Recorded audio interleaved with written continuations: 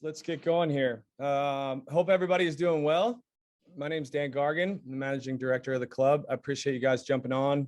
I know some of you are at home, some of you are at the park, at the complex, all spread around. So really appreciate the time. I'm on here with Ren Herzog, who is director of our juniors program. So he'll speak in a few, but he is the direct point of contact for you guys in your age groups that you're in right now. The purpose of this is to kind of touch on a lot of what's going on in the club. Also give you a little bit of a recap of this past year, some expectations for what's upcoming, and then also kind of touch on just some expectations for our parents, for our players, for our club as a whole, and then talk through some of the developments that you'll have seen over the past few months that are currently getting underway, and then also what you guys can expect for the next couple of years as your kids develop within Lou Fusz Athletic. So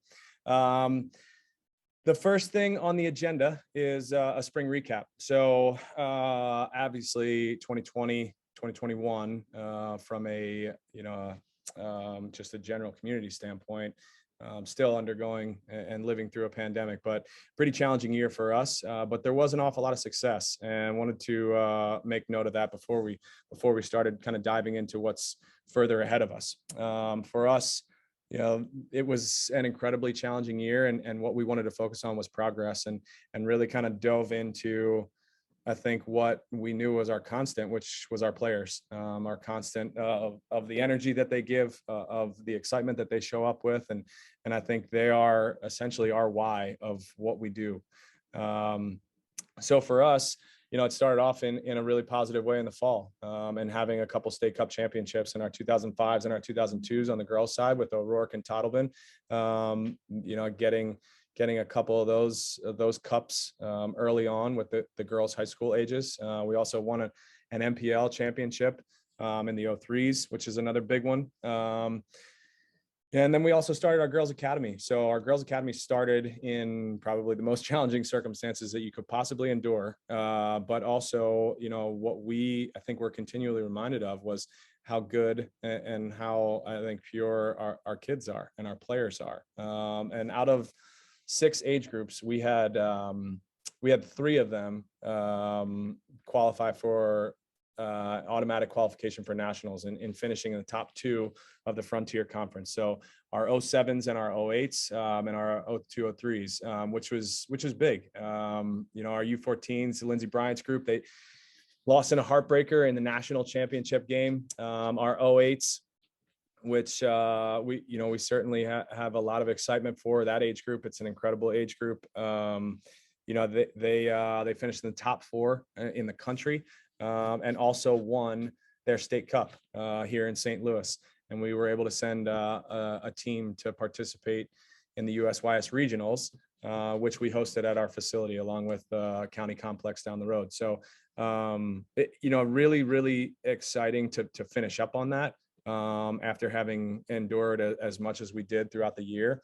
But that was, it was also coupled with some significant success on the boys' side as well. So having 2 state cups on the boys' side in our 2008s and our 2006s.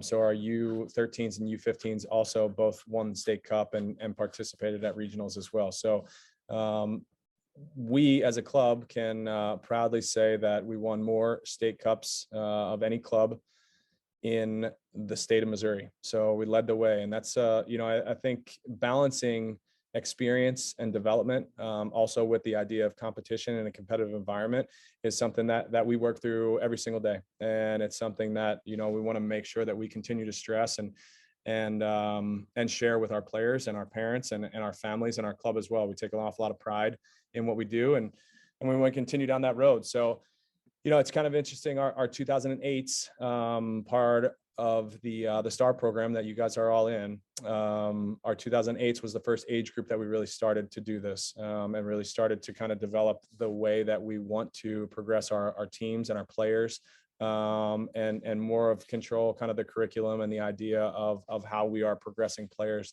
through our platforms. So 2008s to both win state cup on both sides and have as much success as the age groups have had as a whole is really encouraging for us. And a number of players that, and Ren Herzog will talk about this in a little bit, but a number of players that were, potentially on that top team came from within our star program as a whole, which is our blue, our red, and our white.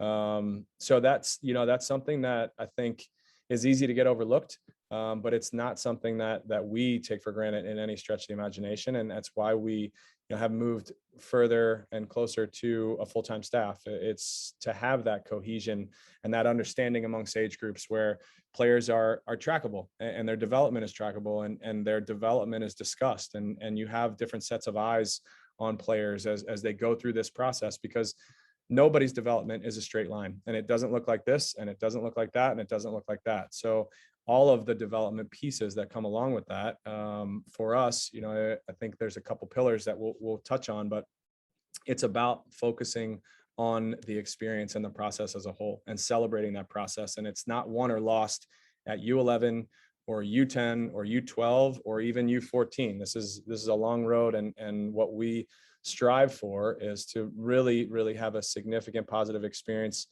or positive influence on that experience as a whole. So our spring was successful, and it got us here, and it got us into a point where now we are looking forward. So let me pull up our agenda here.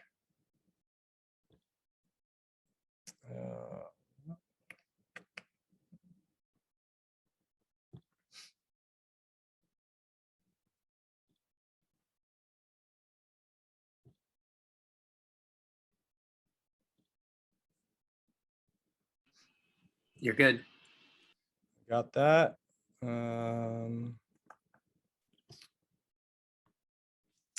Okay. We will jump right into it. So the second piece of this agenda is our new hires. So we have a number of them. Ren, I touched on, and there are a number of names that I'm not going to share with you right now, but I would encourage you to go to our staff page and take a look at some of those profiles and experience and titles, because one of the big pieces of our investment is making sure that we have the best staff possible, and the best staff collected, not only in St. Louis, but in the Midwest is what our goals are. And I do feel very confident that there is not a close second for us right now. And it's something that, we need to obviously earn the trust of the community and the trust of you guys by delivering on a day-to-day basis. But it's taken a couple of years for us to continue to groom and develop. And we have a number of staff that have grown into their roles and grown into careers in sports and in soccer. And for us, that's really encouraging. We want our coaches to have a growth mindset, just like our players, and the culture around our staff is what drives and connects with the culture around our club. And we feel really good about where our guys are and the investment into young men and young women that want to do this long term and want to really kind of positively influence the community of St. Louis. So that's big for us. We're going to talk about our platforms and our development league and where that is, and we'll go into some facility updates and then player and parent expectations.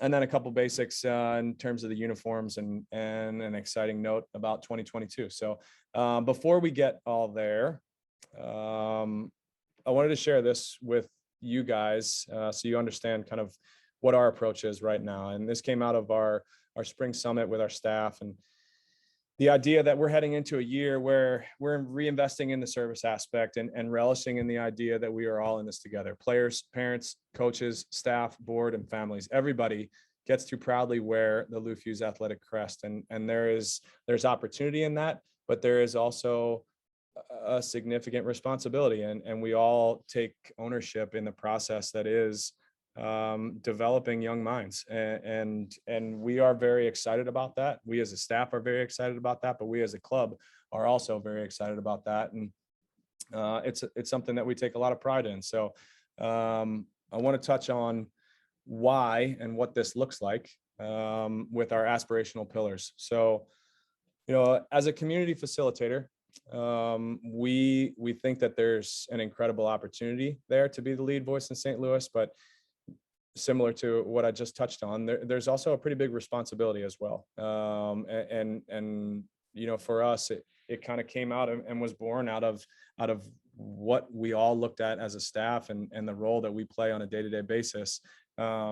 And the opportunity to continue to shape the experience. And that's not just for Lou Fusz Athletic, that's for St. Louis sports as a whole. We have a responsibility to all the kids that participate at our facilities that are not in our club, and also the experiences that everyone else has while playing us. So it's a big piece, and it's not just down to the players, and we want to continue to be in the conversation, drive the conversation, and lead change and progress within St. Louis. An individual player with team development. So it's kind of basic, our basic philosophy, if you boil it down. We genuinely believe that every player's path is different, and every player's path has a different plan attached to it. So, that's why we do our IDPs, and that's why we do them a couple times a year, and making sure that, our staff is connected along the age groups and as a whole in different kind of segments of our development, whether that's the juniors, which you guys are a part of now, or the futures and the prospects, which we'll talk to tomorrow. But, these are all different pieces of the development process, and the standard that we need to set. It starts with the individual. But this is also a team sport. This isn't tennis, and the lessons that are learned around team development and the dynamic that is associated with it, we also see an incredible amount of value in that. Those are two big things that we take into account while we talk about and think about the different pieces of the way that this club operates. Our club development model, we want to continue to acquire our top platforms. And that is something that, for us, it started with the USYS Club v Club that you guys are, you're not quite there yet, but you'll see in a short order the difference that comes along with U13 and up. And a lot of what is taking place right now is building blocks, and it's building blocks to get to these environments and to get to these platforms so that we can showcase our players and provide them with additional opportunities and an increased experience. And the USYS Club v Club was a big addition for us, which was followed very quickly with the Girls Academy, and continuing to invest in girls soccer and girls and young women as a whole for our club.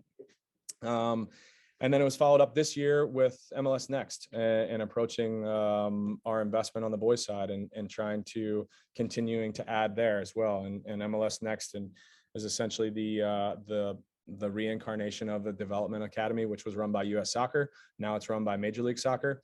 And then from there, it kind of goes down. So we also have ECRL, which is a regional league, which is the component of ECNL, which is more in the Midwest. And then MPL, which is our National Premier League. It's opportunities, again, that we've won some national championships because we believe in the pathway to play in competitive games. Whether you're the best player in the club or somewhere in the middle or somewhere at the bottom, the idea to go out and get a championship and earn those moments and earn that opportunity to compete, it can fall and slice it too. And those are things that we want to continue to build toward.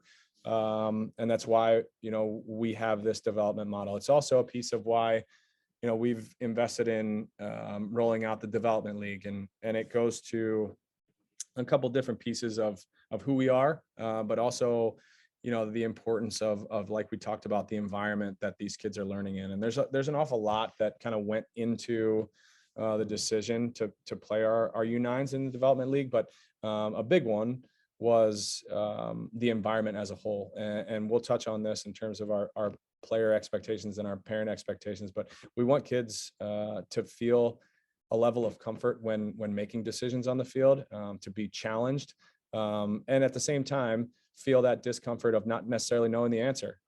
We also want to be there as a staff to be able to help them recognize the answers and find more success in the future.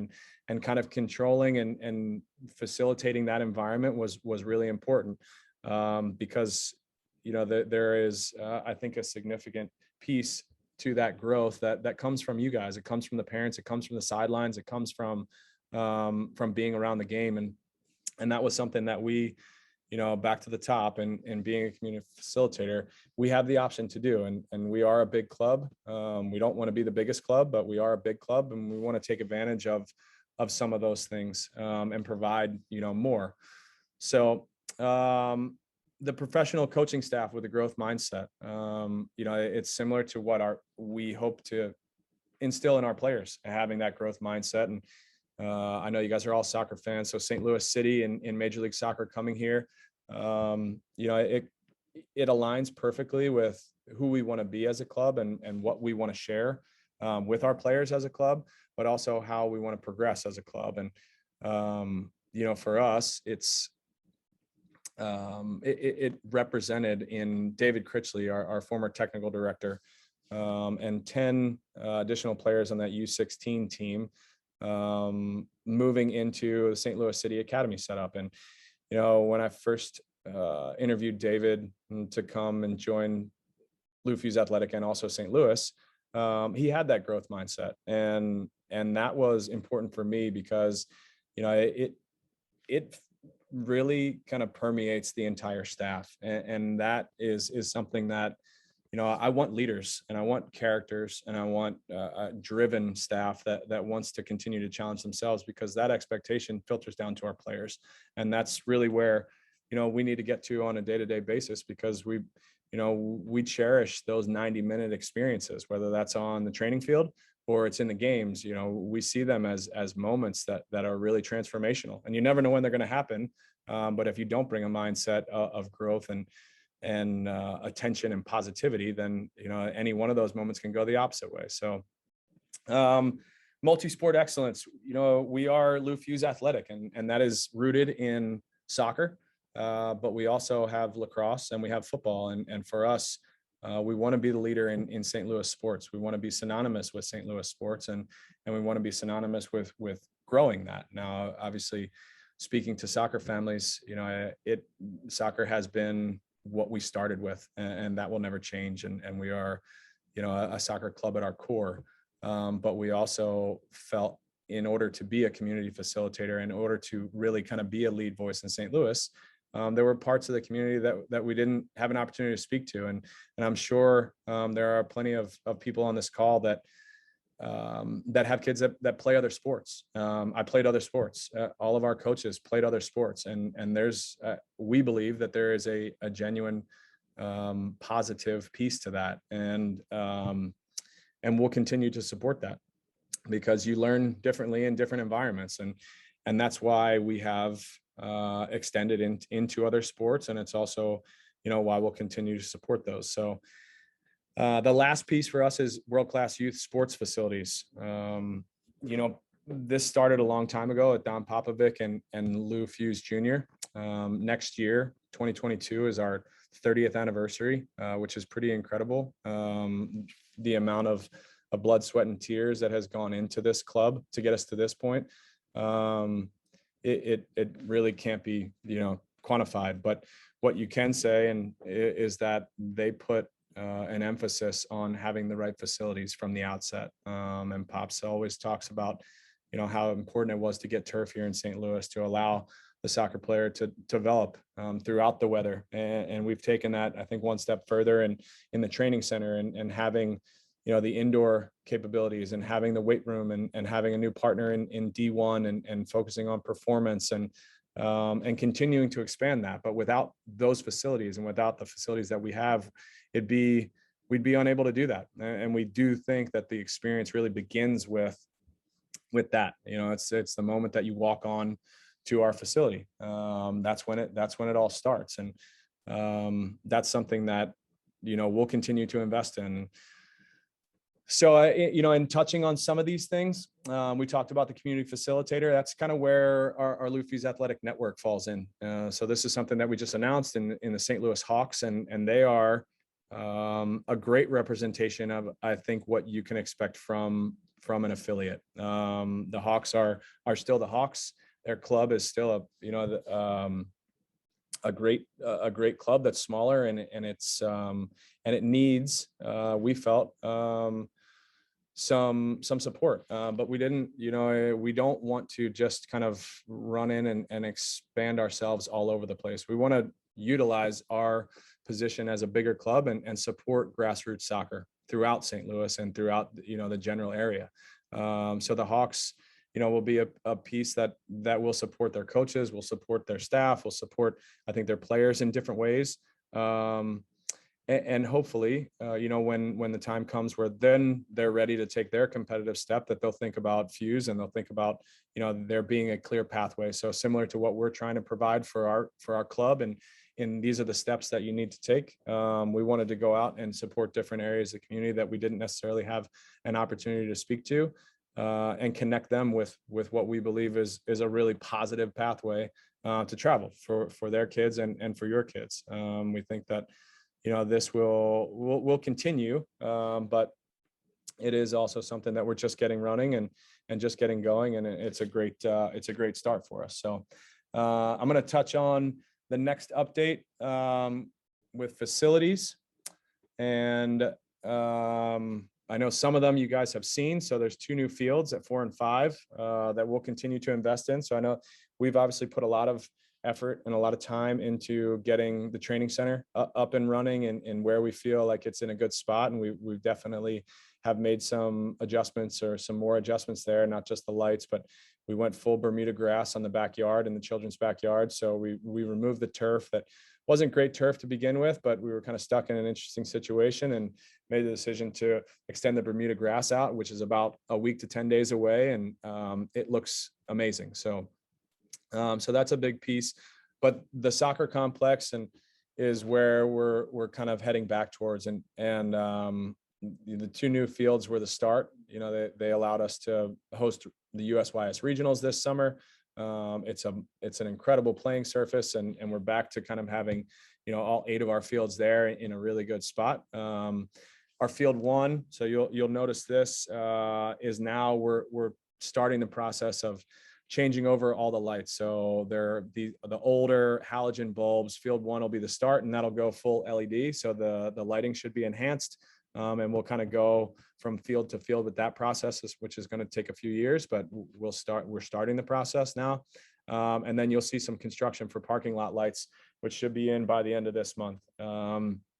So that should hopefully light up our parking lot a lot better, but increase the safety and increase kind of the experience as a whole. The big one though for me is the second and third entrances, and that's something that we started this 5 years ago. This process, when I came on board, it was one of the first things that Pete Fusz and Phil Fusz told me, that this was a necessity. They hadn't had any success up to that point, but if we could deliver on another entrance, the sky was the limit for this club. And so we got to work on it. And I can very proudly and confidently say that construction began today, which is massive. So, it's one of the biggest pain points for everybody, for the players, for the families, for the parents, for our staff, for everything, for everybody really. And we are removing that hurdle. So if you can envision Creve Coeur Mill Road, up by the lake house, there will be an additional entrance exit. So I guess that's the north side of the complex.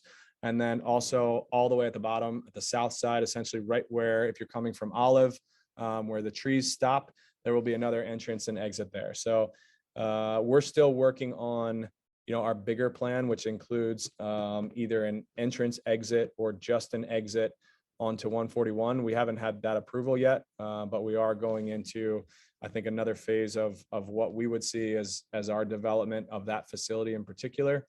And that is something that you will be able to see, I think, in completion, hopefully in 4 to 6 weeks. So your fall should look a lot different, and moving forward at Lou Fusz Athletic and at the complex, it should be a lot easier to get in and out, which I am very excited about. And I know that our staff is as equally as excited. So hopefully you guys are as well.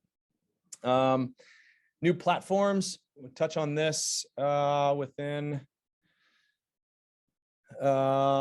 sorry, where are we going?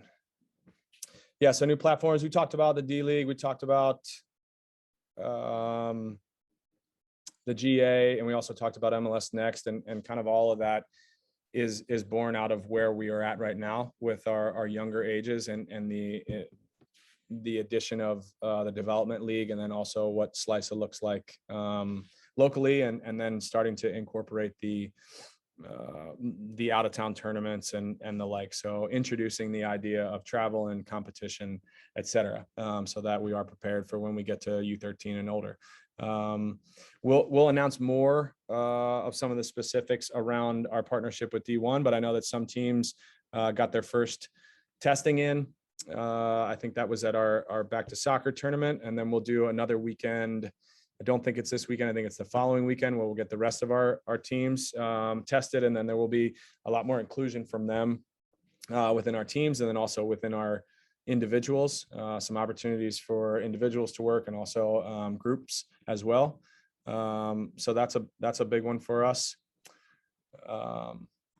And then I just wanted to touch on the core values, and I just wanted to touch on the core values before I turn it over to Ren to talk about our player expectations and our parent expectations, because this is what we base all of our really thoughts and decisions off of. And it's respect, hard work, enjoyment, excellence, and progress. And if you put those together, those first letters, it spells out reap, and you reap what you sow. And we do believe that, and we try to live up to that every day. And it's something that we hope to instill in the players and our teams.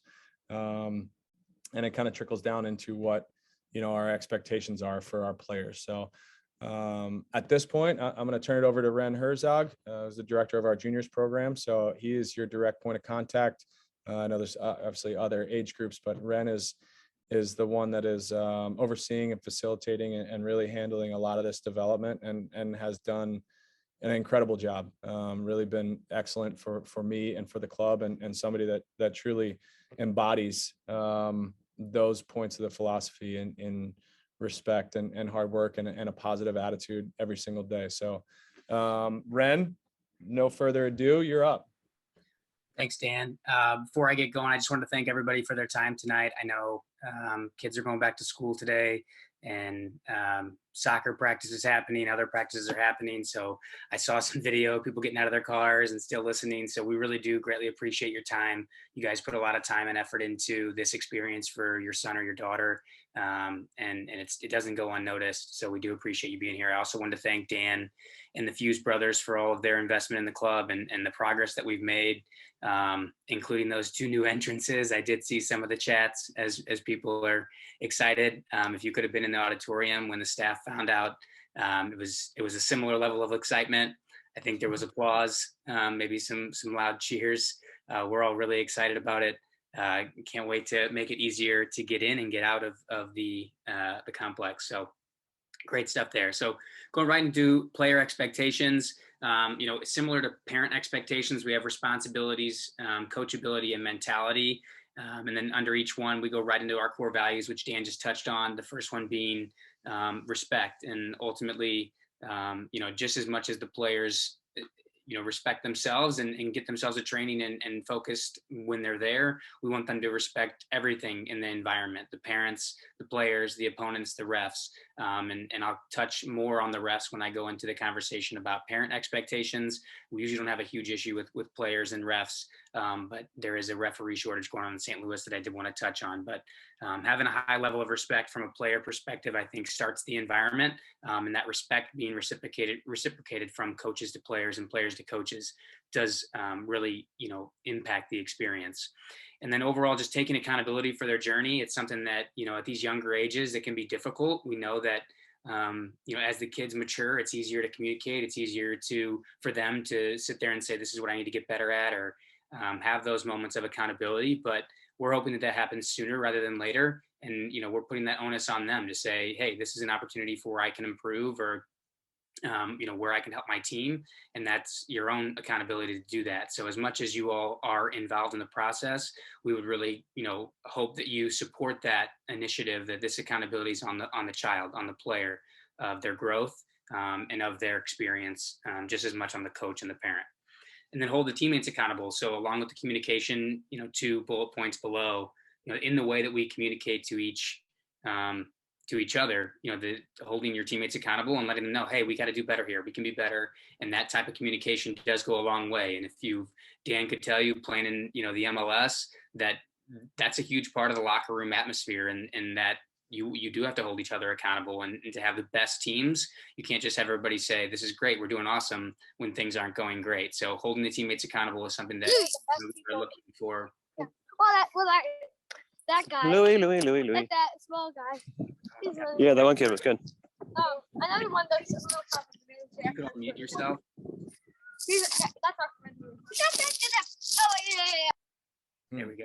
Thanks, Dan. And then 10-minute rule. So just an idea that we'd like for you all to know what it is. It's the concept of getting to a session 10 minutes before it starts. We know times that, starting at 5 o'clock or 5:15, that makes it pretty difficult to get there 10 minutes early. But if you get there 10 minutes early, we want the player to take that, again, accountability, that onus on what do I need to improve on. And if they spend 10 minutes twice a week over 14 weeks in the fall and 14 weeks in the spring, it really does start to add up on the amount of time that they're putting into improving their weakness, as well as improving their strengths to become experts at something. So, and then ultimately along the lines of communication, greeting each coach and teammate as you arrive.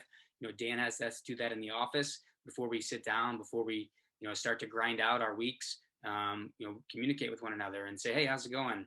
Just to create that chemistry and develop that rapport with one another. It's amazing how that little hello and that little what's up, what's going on goes a long way. And I think at these ages, at 9 and 10, 11 and 12, we're talking about friendships and the relationships that these players can create and develop.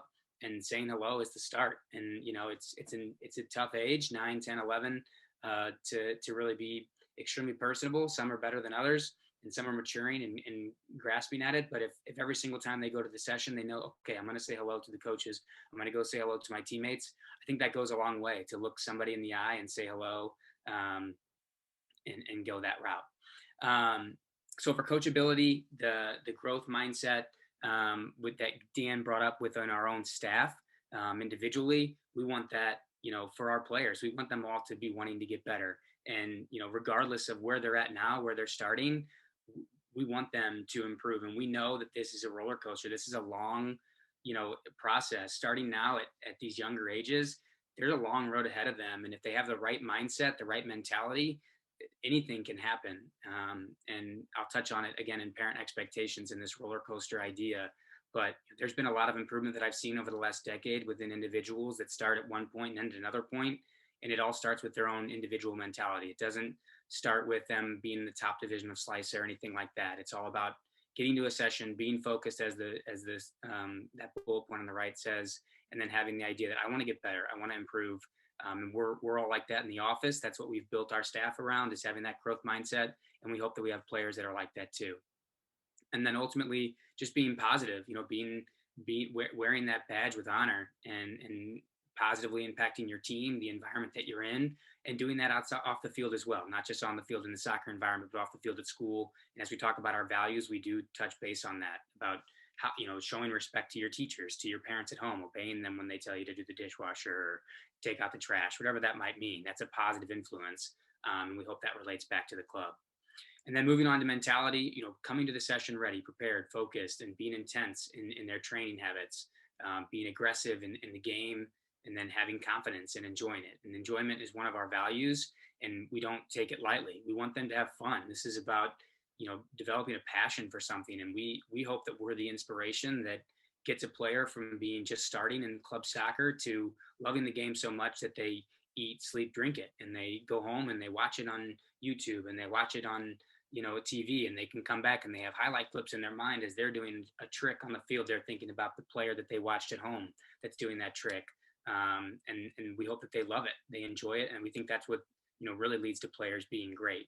So that's the extent for our player expectations. And as we move into parent expectations, I'll start in the same manner of our values and touch on that ref idea. There is a shortage of refs in St. Louis. We're having to bring in refs from other areas for tournaments as we are running low. There was a group of refs that were a certain age that are all kind of aging through the process, and there's a gap there. And now all the younger refs are starting, and we want you to view those refs as just like your children trying to figure out how to dribble or trying to figure out how to pass. These refs are figuring out, okay, I've got the rules of the game. Now, how do I assert myself on the field and make a call that these parents aren't going to yell at me at?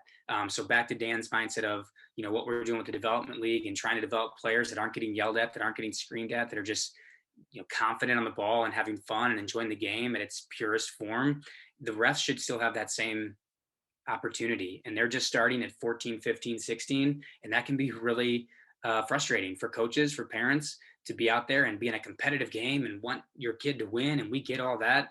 But them getting yelled at leads to them quitting, which leads to fewer games being played because the referee shortage is even more heightened. And now we can't play games. So there were several games in the spring that were postponed or end up being canceled, or tournaments that are being told they can't play all their games because of the referee shortage. And we hope that you take that to heart, that this is a great opportunity for you to maybe continue what you've been doing, being an awesome role model for your child on the sideline, or maybe change what you've been doing and yelling at the refs, because we strongly discourage that. We're not an advocate for that. We don't want our players doing that. We don't want our coaches doing that. We definitely don't want our parents doing that. So overall, in respect, treating others the way you want to be treated, I'm sure you wouldn't like being yelled at by a bunch of older adults that you were maybe intimidated by. So we would hope that you would to take that to heart when the next time you're on the sideline during a game. Another responsibility that we have for you all is not to compare your child to another child.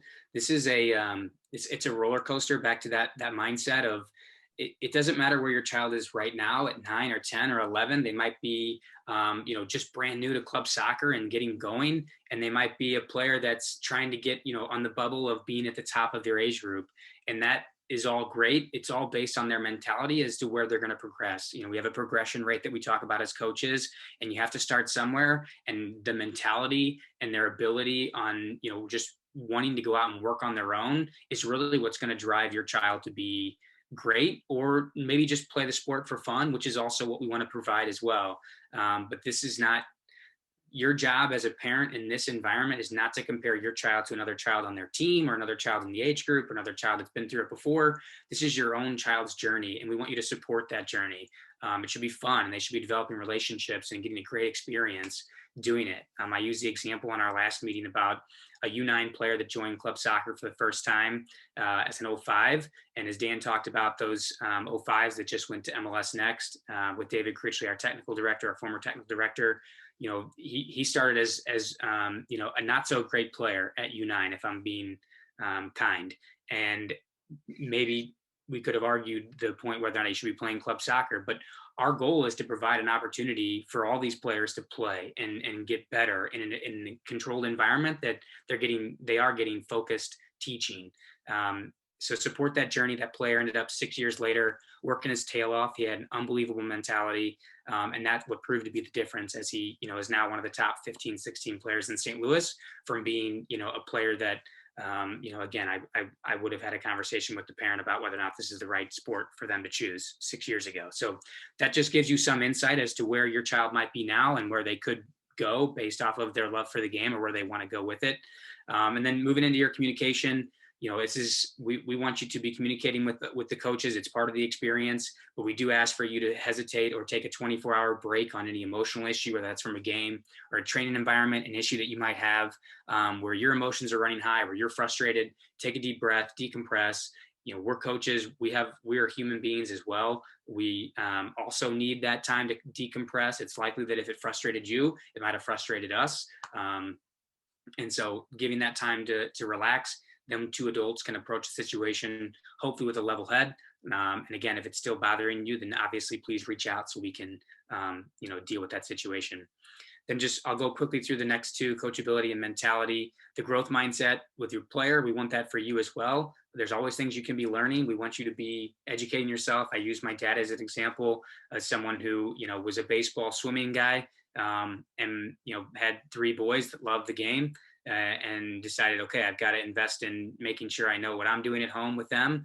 And he bought VHS tapes, and, we watched them all as kids doing V's in my basement on carpet, when I was really young. So educate yourself in the game, help yourself with your child. So when they are talking about things that they're learning at practice, you can kind of know what they're talking about. That's great. But ultimately just be a positive influence. Tell your kid how much you love them, how much you love watching them play, whether they were absolutely great or not great, it doesn't really matter. That's not the impact that you're supposed to be worried about with your child. From the research, and Dan will go into it, that he got to experience last year, that I was able to listen to for many years in my early development as a coach. The parents, that car ride home is so important for you, just to tell them how much you love them, how much you enjoyed watching them. That's what they want to hear. They don't want to hear that they made a mistake when they were playing as a winger, and they should have gone this way or should have dribbled around this player with this move. They just want to hear that you love them, that they did a great job. And that's what they should be hearing. They're 9, 10, 11. Like there's enough pressure on them in the world today as is. Just be positive, and concern yourself with their development on and off the field. We'll focus on the development on the field and making sure we're training them in the right way. And then hopefully you can help at home, developing them as a good human being, along with making this a positive experience from your side, telling them how much you enjoy watching them play. And then the last point, just a reminder that this is not about where you're at now. So winning at U9 or U10 or U11 or U12 does definitely impact the experience for your child, but it's not the end all be all. So being the best team at U11 doesn't mean anything at the end of the day. What it means is, some players are going to get overconfident and not try to work on their own. And some players will take it the right way and develop. But focus on your child, where they're at in their journey, and support them, tell them you love them, and allow them opportunities to improve and get better in the right development opportunity or the development environment, and not focus so much on winning would be my best advice to all of you. So thanks. Thank you, Ren. This is Ren's email, ren.herzog@loufussathletic.com. As I said, he's a director of the juniors program. Mine is dan.gargan. Like I asked earlier, I would encourage you guys to take a look at our staff page to see, I think, the number of very, very talented individuals that are within our club have either taken on full-time positions, increased roles. It is an impressive list, and I feel really confident about it. A couple of just housekeeping items that I did want to touch on as well. And I know that Ren talked about player expectations, parent expectations. I'll finish up on that one just with the specific reference that he was talking about. And our partner, which we'll touch on here, League Apps, they host a Next Up conference, which is all the, I guess the leaders in youth sports that they are connected to, which is an awful lot, whether that's professional sports, youth sports, or kind of all the in-betweens, collegiate. They invited a bunch of us to New York and put on a great presentation. But one of the biggest pieces that I took away from it was at U13, they polled thousands and thousands. This was in League Apps. This was somebody, I think a Harvard report somewhere. But they polled thousands and thousands of young sports players and asked them why they were stopping playing. So U13, the participation rate drops dramatically, more so than any other year. And the number one reason was their experience with the conversations in their car rides home with their parents after a game, after a practice, whatever that may be. And it's pretty impactful, pretty profound, because for me, I have 4 young kids myself. And it's easy to kind of overlook some of that stuff, and I just wanted to assure you that we as a staff are really focused every single day in doing everything that we possibly can and improving ourselves on a daily basis to help support you guys in what you do, which is develop great human beings. And that's, the soccer stuff we can handle. And if there's ever issues, please reach out. But support, like Ren asked, please support your kids in a positive way, because we want them playing sports. It's such a benefit. I think if anything of the last year has shown us that interaction and being out and engaged is so important to our development as people and these kids. And and your role is massive, and all of our roles as parents, but as adults and as people in the St. Louis community, it's huge. So it's always a good reminder for all of us. I preach positivity to our staff and wanting them to really enjoy each 90 minutes of time that they get, whether that's a training session or a game, but fully understand that, you know, these are experiences that these kids will remember. I'm sure you guys can all point to pivotal moments in your young sports careers where you took a special connection to a coach, and that has lived with you. So I know I can. A couple just housekeeping items, league apps, and the communication tool. So we've been working very hard with them in pushing them to really kind of get our app finished. And I know that there's issues with Android and there's issues with some of the communication tools, and they've been building it out for us. And I'm very hopeful that it is right around the corner, as in like in the next couple of weeks. They haven't given us a hard deadline outside of the beginning of September, but they also said that that should be before then. So we're working with them to fix those, but hopefully that will be your one-stop shop to see your schedules, communicate with your coach, all the little details that come along with that, location of fields, uniform colors, all that stuff. It's something that, I want to provide for our staff to be able to use, and then ultimately for our parents and our families to be able to use. But communication is a pillar for us, and we have to get that one right. So we're working on doing that. And then the other piece is uniforms. So I sent out earlier in a communication just about kind of the pandemic and what that's done to supply lines. I did speak with Soccer Master this morning, and Adidas as well. And the first wave of all of our orders, if that was put in before July 12th, which was our My Uniform deadline, should be out before the weekend. We've also spoken with Johan and Nick Bichelle about what our expectations or their expectations can be for the weekend, which they are certainly understanding. It's not just Lou Fusz Athletic that's going through these issues. There's a lot of clubs, not just in St. Louis, but across the country that are dealing with these things. So we're working on it, and as soon as I think we have a firm confirmation, we'll send out another note this week. But I would be on the lookout for some fresh uniforms, and it should be right around the corner. So with that, we'll close this up. We're not going to open it up for questions tonight because we could be here for a while, but let me, I'll give you my email address again. It's dan.gargan@Lou Fusz Athletic, and Ren is ren.herzog@Lou Fusz Athletic. So you can certainly check out the staff page and make sure that's there.